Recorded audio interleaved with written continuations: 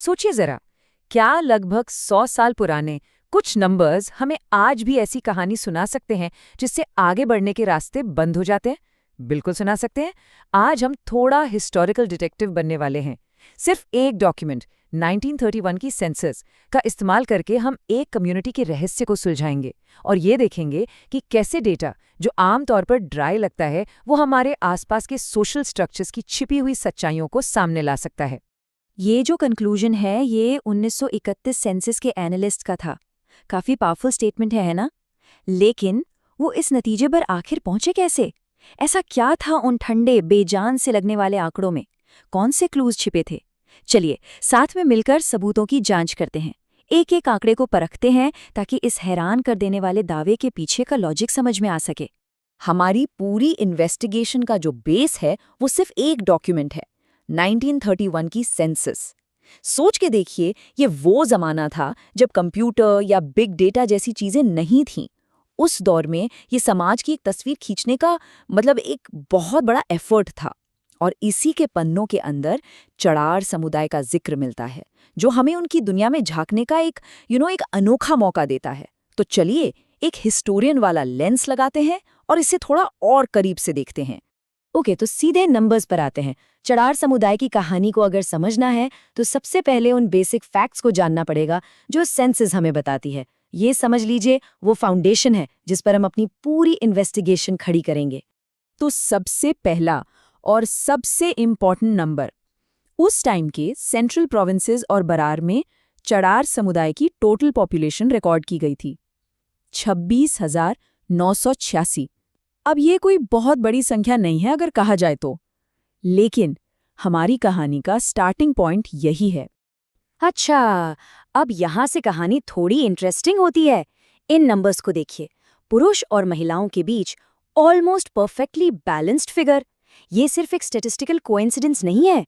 Demographics यानी जनसांख्यिकी के हिसाब से देखें तो ये अक्सर एक स्टेबल और एक सेटल्ड कम्युनिटी का साइन होता है, ना कि किसी ऐसी आबादी का जो संकट में हो या अस्थायी हो। और सुनिए, बात यहीं खत्म नहीं होती।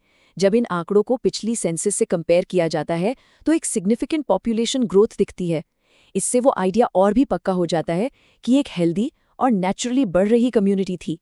अब तक जो पिक्चर बन रही है वो तो काफी पॉजिटिव लग रही है ना? तो हमें ये पता चल गया कि वो कितने थे। अब अगला लॉजिकल सवाल आता है, वो थे कहाँ?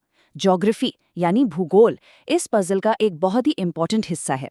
और सेंसस का डेटा समझिए हमें इस कम्युनिटी के हार्टलैंड तक ले जाने वाला एक एकदम सटीक नक्शा देता है। और ये एक बहुत ज़रूरी सवाल है, क्योंकि कोई कम्युनिटी कहाँ रहती है, इससे हमें उनके इतिहास, उनकी इकोनॉमी और उन्हें मिलने वाले मौक़ों के बारे में बहुत कुछ पता चल सकता है। उनका जो ज्योग्राफिकल डिस्ट्रीब्यूशन है वो बस ऐसे ही नहीं होता, उसके पीछे एक कहानी होती है। और इसका जवाब सरप्राइजिंगली एकदम साफ है। आबादी बिखरी हुई नहीं थी, बल्कि ये तो बहुत ज़्यादा कॉन्सेंट्रेटेड थी। चार्ट देखिए, अकेले सागर में ही पूरी कम्युनिटी के आधे से ज़्यादा लोग थे। और अगर इसमें दमोह भी जोड़ दें तो हम देखते हैं कि ज़्यादातर आबादी सिर्फ 2 जिलों में रह रही थी। ये जो कॉन्सेंट्रेटेड एरिया है इसे बुंदेलखंड महाकौशल रीजन के नाम से जाना जाता है, जो इनफैक्ट उनका हिस्टोरिकल होमलैंड है। अब ये फैक्ट सिर्फ एक ज्योग्राफिकल नोट नहीं है, ये एक फंडामेंटल क्लू है। इस पॉइंट को याद रखिएगा, क्योंकि आगे चलकर हमारी इन्वेस्टिगेशन में ये बहुत बहुत इंपॉर्टेंट साबित होगा। और अब हम आते हैं इस केस के एकदम सेंटर में, उस मेन पैराडॉक्स पर, जहां ये पॉजिटिव दिखने वाले आंकड़े एक बहुत ही कॉम्प्लेक्स रियलिटी से टकराते हैं। बस यहीं पर हमारी कहानी एक अनएक्सपेक्टेड टर्न लेती है। यहीं पर इस कहानी का मेन टेंशन क्रिएट होता है। एक तरफ हमारे पास पॉपुलेशन ग्रोथ के क्लियर साइंस हैं, जो एक तरह से वाइटैलिटी का, जीवन शक्ति का संकेत है। लेकिन क्या इस ग्रोथ का मतलब असल में सोशल और इकोनॉमिक प्रोग्रेस भी था? क्या उनकी जिंदगी बेहतर हो रही थी? आइए देखते हैं कि बाकी के नंबर्स क्या कहते हैं। तो अगर हम बस यहीं रुक जाएं तो पिक्चर क्या बनती है? एक स्टेबल कम्युनिटी की, natural growth, balanced gender ratio और अपनी हिस्टोरिकल जमीन में गहरी जड़ें। पहली नज़र में तो सब कुछ एक थ्राइविंग, एक संपन्न कम्युनिटी की तरफ इशारा कर रहा है। लेकिन क्या यही पूरी कहानी है? लेकिन जैसे ही हम पॉपुलेशन के इन नंबर्स के आगे देखते हैं, एक बिल्कुल अलग कहानी सामने आती है। ऑक्यूपेशन के आंकड़े देखें तो पता चलता है कि वो चौकीदार और बुनकर जैसी विलेज सर्विस रोल्स तक ही सीमित थे।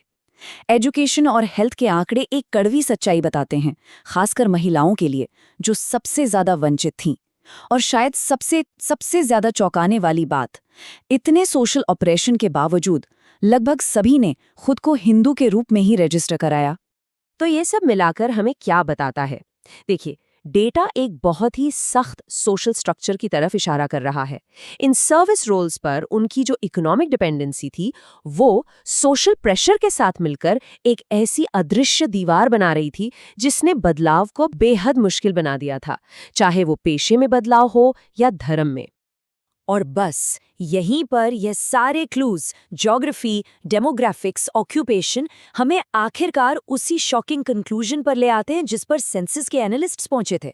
यही वो चाबी है जो इस पूरे रहस्य को खोलती है। स्ट्रक्चरल बैकवर्डनेस, संरचनात्मक पिछड़ापन। इसका मतलब क्या है? इसका मतलब ये है कि प्रॉब्लम कम्युनिटी के अंदर नहीं थी, ना ही उनके लोगों में और ना ही उनकी किसी नेचुरल एबिलिटी की कमी में। प्रॉब्लम सिस्टम में थी, उस सोशल और इकोनॉमिक ढांचे में थी जिसने उन्हें घेर रखा था और उनके लिए आगे बढ़ने के रास्ते बंद कर दिए थे। तो चलिए एक आखिरी बार सारे डॉट्स कनेक्ट करते हैं। पहला, कम्युनिटी ज्योग्राफिकल तौर पर उन इलाकों में एक तरह से कैद थी जहां इकोनॉमिक अपॉर्चुनिटीज ना के बराबर थीं, बस सर्विस रोल्स तक सीमित थे।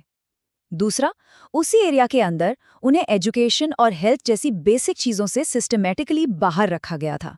और फाइनल रिजल्ट, एक ऐसी आबादी जो नंबर्स में तो बढ़ रही थी लेकिन जिनकी लाइफ कंडीशंस में कोई सुधार नहीं हो रहा था। मतलब ज्यादा लोग लेकिन बेहतर जिंदगी नहीं। और यही इस पूरी डेटा स्टोरी का फाइनल कंक्लूजन है। एक ऐसी कम्युनिटी जो नंबर्स में तो स्ट्रांग हो रही थी लेकिन जो सोशल स्ट्रक्चर की उन अदृश्य दीवारों में कैद थी। ये एक बहुत ही पावरफुल और एक दिल को छू लेने वाली तस्वीर है जो उन चीज़ों से निकल कर आती है जो पहली नज़र में सिर्फ नंबर्स लगते हैं।